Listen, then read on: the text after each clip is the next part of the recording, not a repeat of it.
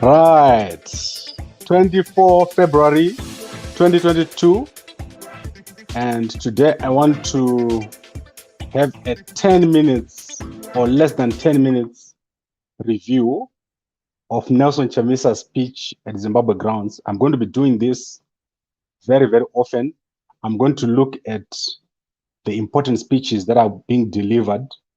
So today I'm going to look at Chamisa, and then tomorrow, if I've got time, I'm going to look at the speech by Douglas Monzora, and then I want to look at the speech by President Mnangagwa. As you know, all the parties, the important political parties, delivered their speeches this weekend, and there is some very important points to pick from the speech by Nelson Chamisa. So we'll do this under 10 minutes, and the speech was delivered at Zimbabwe grounds in Highfields, and approximately 5,000 to 7,000 people attended the rally. And the speech by Chamisa lasted 1 hour and 15 minutes. And it was delivered mostly in Shona. So the key points in this speech, I'm going to lay them out. There are about 20 key points in this speech. And then I want to give you my conclusion on that speech. So firstly, Chamisa said this speech or this rally was being held at the Zimbabwe grounds, similar to that, the independence celebrations in 1980. He said that there are less than 470 days before the general elections and less than 35 days before the by-elections. He said you can capture leaders, but you cannot capture the people. And then he introduced Richard Changrai, the young Changrai, and then he said everyone is welcome to CCC. Then Chamisa called the former ZANU-PF leader, Godfrey Tsenengamu, to the stage. Tsenengamu then mocked Mnangagwa, or President Idi Mnangagwa, and called him Baba too, and said his Idi is overrated. He said he knows President Mnangagwa, he sits with him, he used to sit with him in meetings, and he's overrated. Then Chamisa went on to say that CCC is a new political party with new slogans, values, ideology, and symbols. And then he went on to speak of the 4 important things that he's going to do, or the 4 important points that he had for the rally. Firstly, he spoke about the teacher salaries, the soldiers, and that these have all lost value and they'll be restored to US dollars when he gets into office. He said he had represented war veterans for free, including people like Matema Danda during Mugabe's days.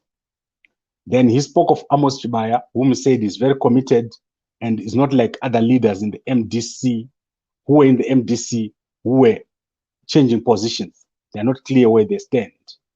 And then he went on to say CCC means Chimurenga cha Zimbabwe, Chichina, and he said he accepts and unreservedly agrees with the land reform program, which he said is going to be the last Chimurenga.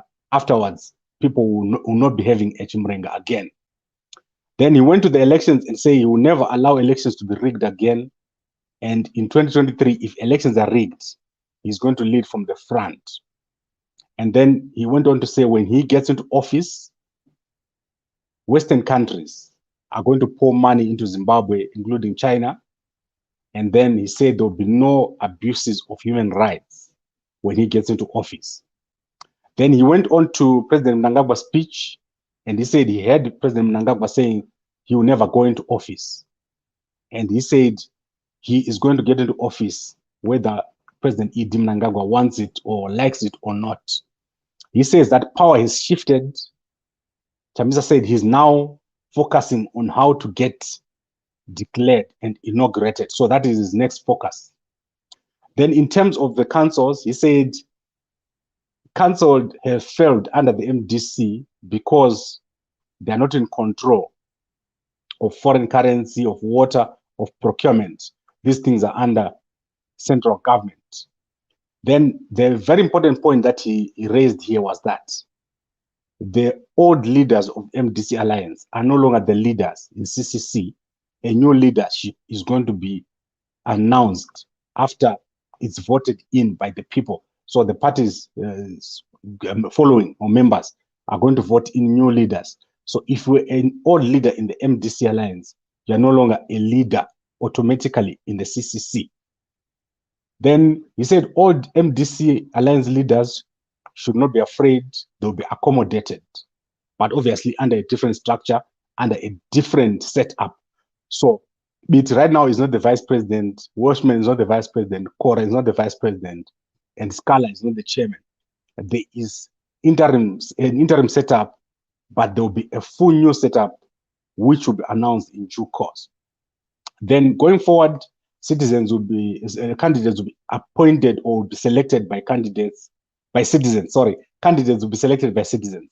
And then allies in the government or friends in the government have told Chamisa that there is rigging, which is going to happen through the voters' roll. That is why Chamisa ended up appointing experts to analyze the voters' roll.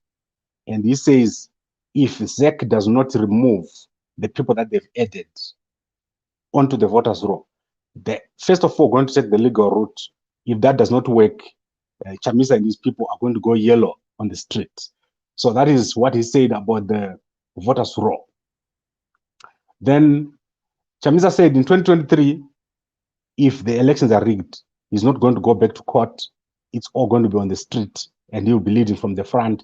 He says ZANU-PF wanted to kill him in Masvingo and Mutare when he had visits there. And then he ended up by revealing all these candidates. So you saw that he brought in the Harare candidates, a few of the candidates who came up on stage, and also some of the councillors who came over to speak. So specifically, people were asking for Tendai Biti to speak. They were asking for Job Scala to speak. And they also let Kareni Kore speak. And then the wife of Nelson Chamisa, she gave a short speech during which she just recited the slogan of the MDs of the CCC. And then he said the next rallies will be Mbulawayo, Guero, and Masvingo.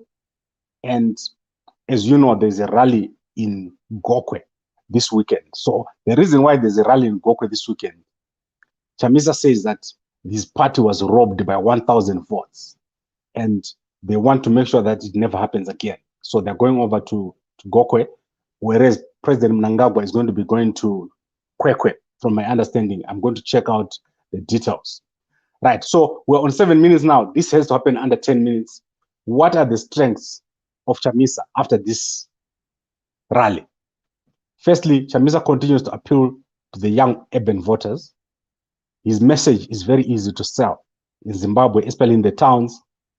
And Monzora has proven to be very lazy in terms of coming out in the public. He's failed to capitalize on the year that he had. And Chamisa immediately came back to his position as the official leader of the opposition in Zimbabwe in terms of the support. So the MDC alliance of Monzora has failed to capitalize on the troubles that Chamisa had, and also on the loss that Chamisa had of the head office and so forth. So it's quite clear that Chamisa's message is very easy to sell in the towns. Then in terms of weaknesses, Chamisa is a very weak and undefined leadership team. This is going to be Chamisa's biggest problem, his lack of a clear leadership team, which is not coming from the MDC alliance. Chamisa here has to do a lot, and it's a lot of work to be done. Then the party lacks grassroots structures. This is going to be a big problem again for Chamisa. Almost all the raw areas, Chamisa does not have raw grassroots structures. In the cities, we've got grassroots structures in cities like Harare and Bulawayo.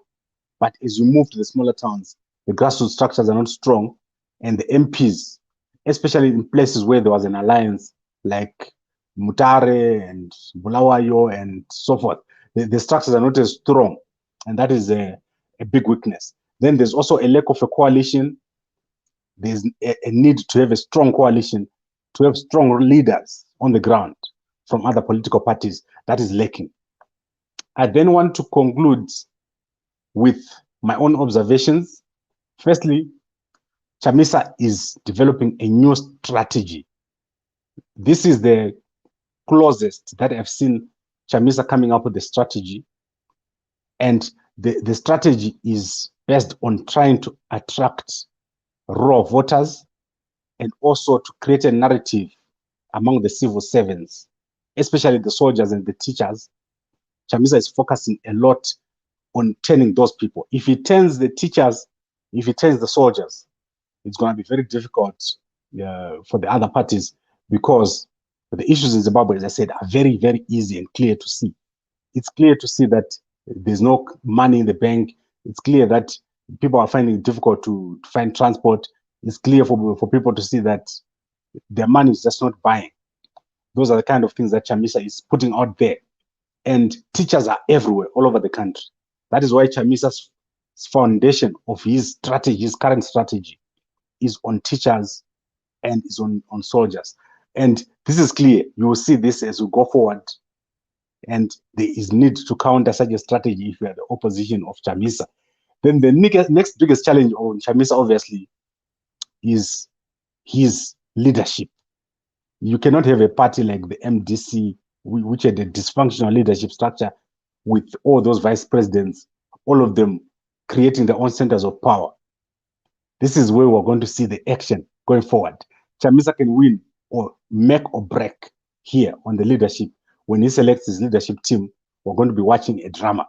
And then Chamisa is now planning to turn his message to the raw areas. And he clearly said that he's going to be using the telephones or the phones, or what we can call WhatsApp in Zimbabwe. That is where Chamisa is going. And he said there are phones everywhere. So expect Chamisa to go with his message. I've seen they're working a lot on their voice or audio. And I've seen that they're working a lot on the short messages. And they're also working, as I said, on the color yellow. That is going to be the focus of their campaign. So it's going to be a very interesting thing to watch, because the strategy is forming. As I said to you, the strategy is forming. And this is the first time that I've seen these guys coming up with a strategy. It's going to be very, very different this 2023 compared to previous years. And as I've said, ZANU-PF has the biggest job, which is to get their people to vote. If they don't get that right, ZANU-PF is going to be in a lot of trouble from Chamisa. And then the other observation that I saw is that the message has moved from no elections, no reforms, no elections, to register to vote and to overwhelm ZANU-PF with the numbers. So that is where the message has moved. Chamisa is no longer worried about reforms. He's now worried about overwhelming ZANU-PF with the numbers. Now let's conclude with what was missing in this speech. And what was missing in this speech is the issue of dialogue. Dialogue is critical. Chamisa can never go into office if there's no dialogue in Zimbabwe. He can never go into office if he does not change the narrative in the environment. The environment in Zimbabwe is polarized. And if whoever is going to take over, even if it's Chamisa, even if it's whoever, if they do not manage to change the narrative so that everyone works together, you can suddenly move away from a promising environment to a conflict environment. And so Chamisa, someone needs to advise him. I can see that someone has done strategy work here with these guys. Someone has sat down with Chamisa and they've crafted his message. And you're going to see consistency in this message, which did not exist in the past. So if I can unpack this consistency, it starts from register to vote, which previously was, we will not go into elections before there are reforms, and then going on to the elections. So these guys are doing a lot of work. Someone behind the scenes is crafting Chamisa's strategy. And now, if you're the opponent of Chamisa, you'll be in a lot of trouble if you ignore what is happening. Then in terms of the atmosphere at Chamisa's rallies, it's all the same. It's a party atmosphere. And if you look, it's completely different from the ZANU-PF rallies. ZANU-PF rallies, the leader is talking and everyone is listening. Whereas at the Chamisa's rally, it's a party atmosphere. There's a lot of participation by the audience. I've seen that the audience was participating people would jump onto the stage once in a while, and Chamisa would step back some points so that other people can come there and do one or two things. So that is in terms of setting up the attention, getting the attention, getting people to chant the slogan. And basically, what you need to realize about Chamisa's people is that he's got a very committed group that is going to follow him everywhere where he goes. The purpose of his rallies are a show of strength. He wants to show you that he is very, very strong. He's not weak. In fact, you are weak. That is the purpose of Chamisa's rallies. If you're not careful, you end up believing what he's telling you, that you're weak and he's strong. So this is it. This was the rally, 1 hour and 15 minutes, delivered in Shona, between 5,000 and 7,000 people. And we await to see what happens in Gweru, in Gokwe, I'm so sorry, Gokwe this weekend. This is going to be interesting.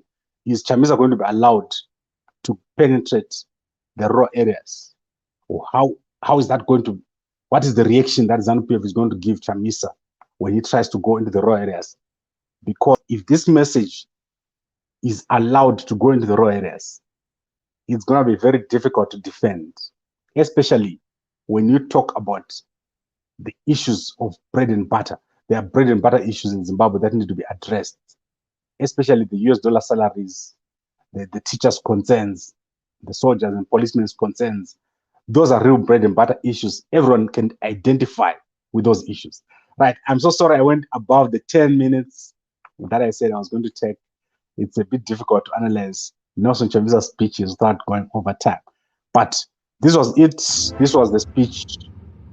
And I'll be back tomorrow. I want to look at Douglas Munzora's speech in Bulawayo. I'm just going to probably play that speech for you, and then we'll analyze it as we go. Thank you very much, and good night. I'm not going to read your comments, guys. You have to read the comments from the other guys. I'll analyze them next week, Monday.